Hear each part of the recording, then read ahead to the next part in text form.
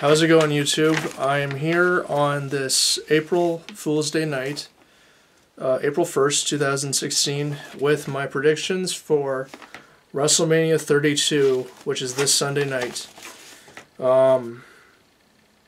It's hard to believe it's been over a year since WrestleMania 31, and this card's going to be really interesting to see how it all plays out.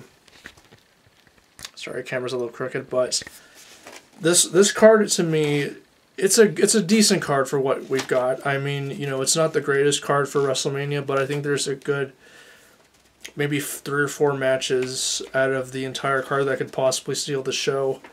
And of course, I mean, one match in particular I think is going to be the big one that everyone's going to be talking about coming out of it.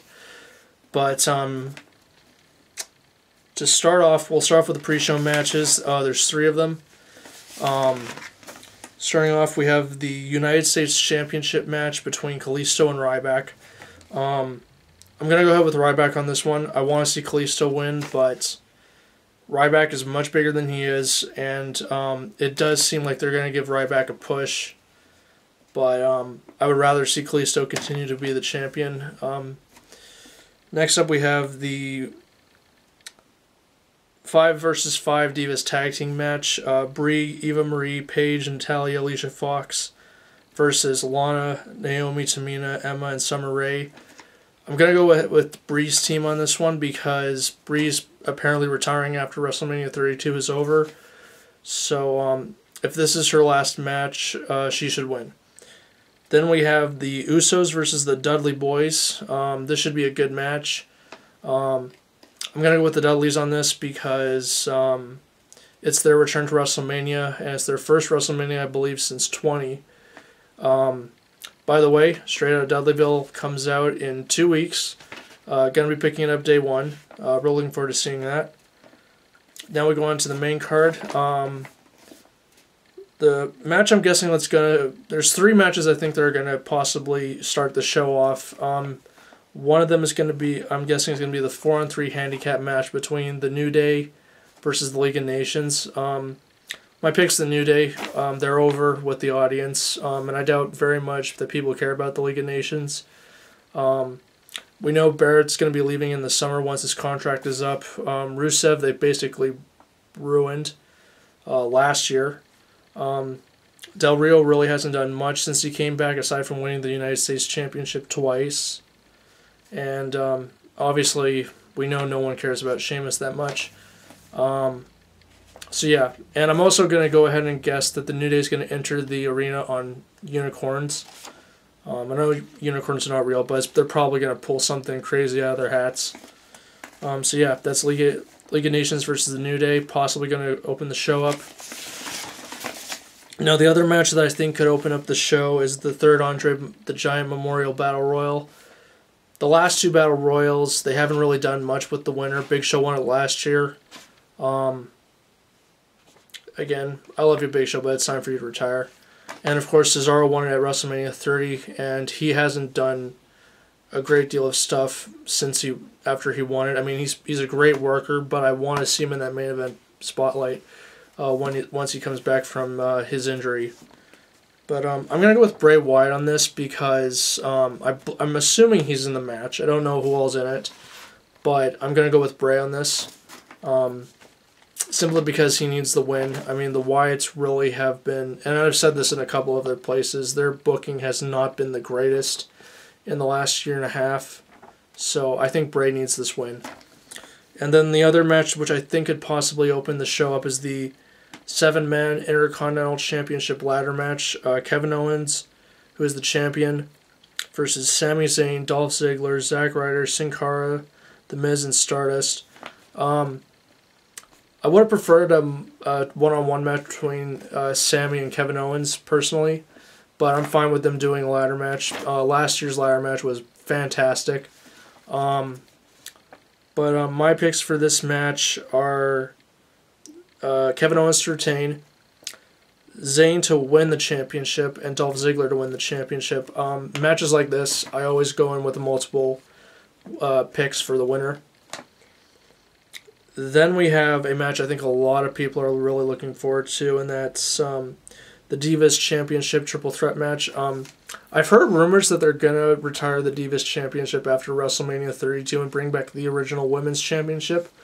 Whether or not they're going to bring the old championship title belt out of the archives and just give it a makeover with the new network logo is unknown at this point. Again, these are rumors, so I don't know if they're true or not, but we got Charlotte defending the championship against Becky Lynch and Sasha Banks. I think this could be a good match if given the right amount of time. I think 10 minutes is reasonable for these women. They can put on a great match. But I'm going to go with Sasha Banks or Becky Lynch to win the championship. I know it's probably going to be Sasha because people want her to win the championship. But I would also like to see Becky Lynch win the championship as well. So yeah. Then we have a match which I'm really looking forward to. AJ Styles and Chris Jericho. I believe this is match number 4 of the series of matches that these guys have had. They had the matches on Raw and SmackDown. They had the match at Fastlane, and then this one's the next one. People can let me know if the comments if they had a match on Raw or SmackDown in between Fastlane and WrestleMania. But I'm going to go with Chris Jericho on this one.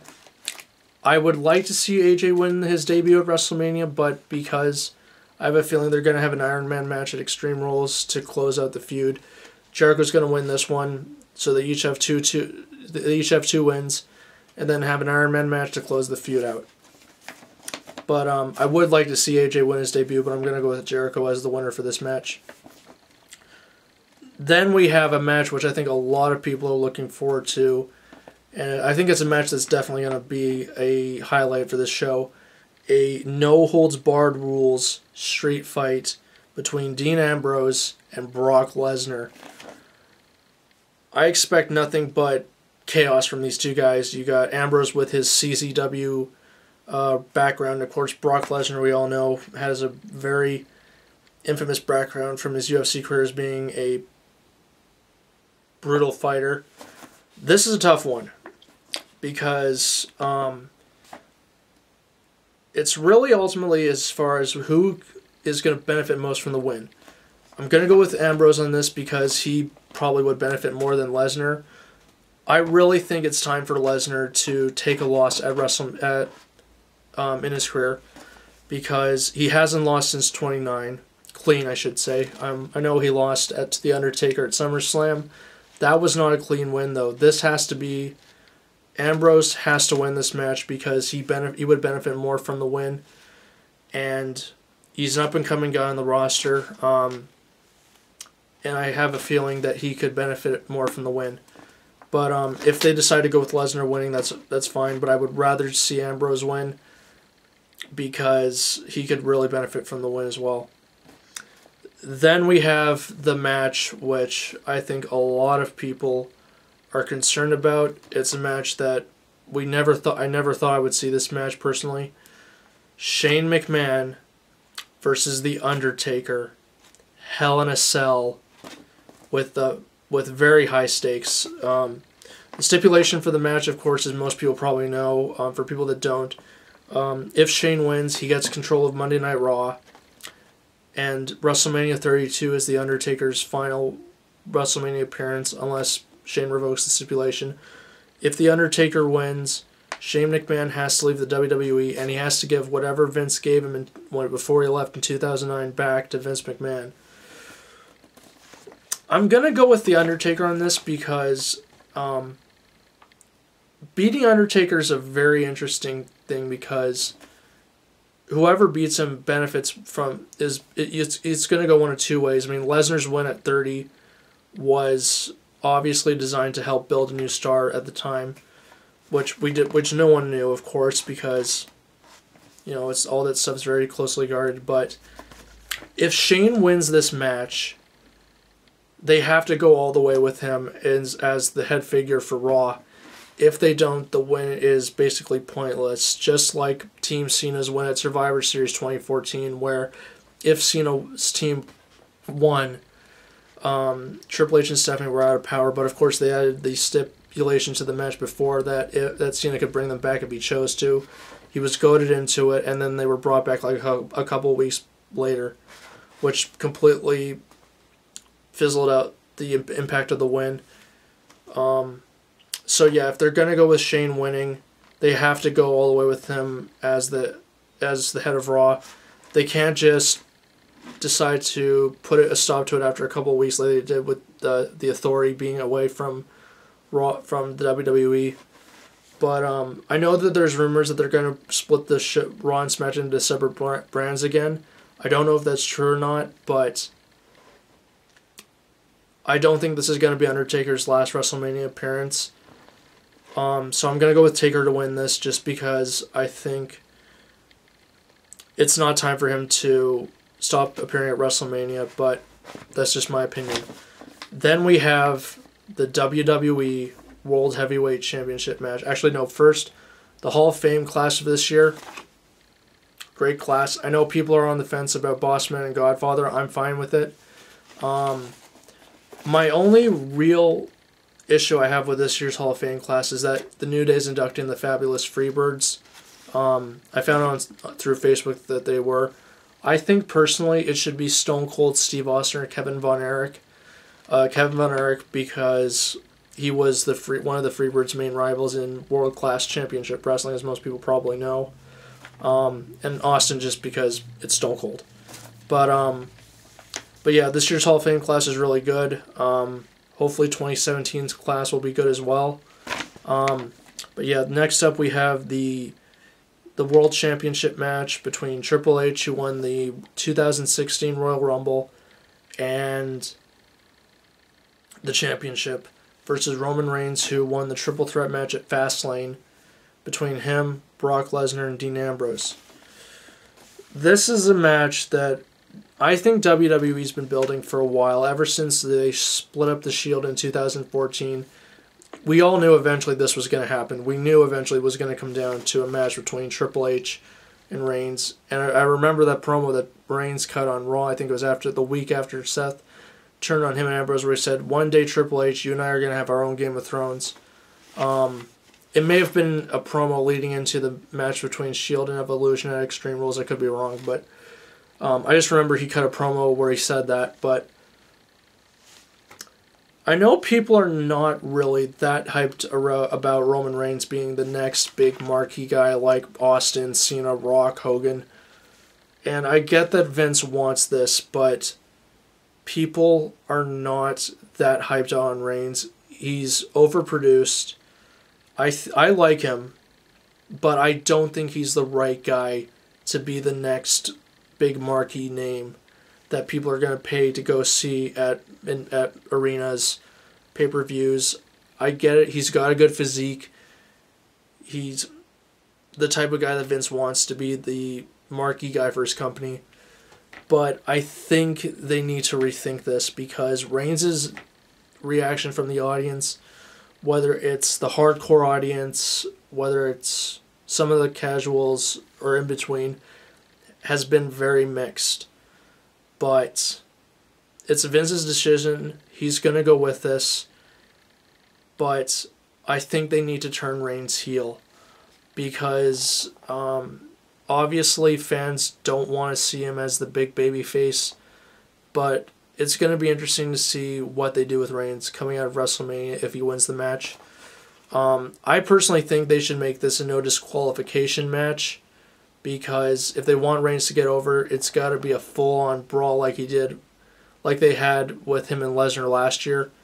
I don't think this should be a standard one-on-one match. I think it should just be a no DQ match, because the last time Triple H was in the closing match of the show, it didn't really work out that great, because the feud between him and Orton was great, but the match at WrestleMania was not that good because they were handcuffed.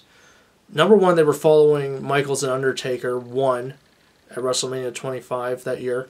And also they had the stipulation added that if Triple H lost by DQ or countout, he had to forfeit the belt to Orton, which, but yeah, that match was okay. It wasn't great though, but this, I'm hoping that they announce before the match starts that it's a no DQ match.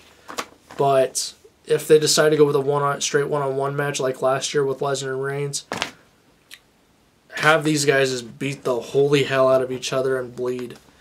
But I'm going to go with Reigns on this because I think Triple H is going to drop the belt because I can't see him holding it between Extreme Rules or defending it at Extreme Rules all the way through up till SummerSlam and then dropping it because he's not a full-time guy. I think it's better to have the belt on a full-time guy than a part-time guy and just defend it at the shows. That's just my opinion. But I think this should be a decent match. If anyone can have a decent get a good match out of Reigns, it's Triple H. I know Triple H is obviously in his mid-40s, but I think he's still got enough in him to get a good match out of Reigns. But I think Reigns is going to win this match. That's just my opinion. So those are my predictions for the show. Leave your thoughts and comments below on what you think is going to happen. But I think this Mania should be good. I don't think it'll be better than 31, but I think it will be good. So thank you guys for watching the video. Be sure to like, comment, share, rate, subscribe. I'm going to have 2 videos up tomorrow. One's going to be a pickups video, and then the other's going to be a review. And I'm also got another review that I tried to upload last night, but it didn't get uploaded. So I'm going to try that again as well. But until then, I will see you guys my next 2 videos, and then Sunday night I will have my review of the show. And until then, peace out.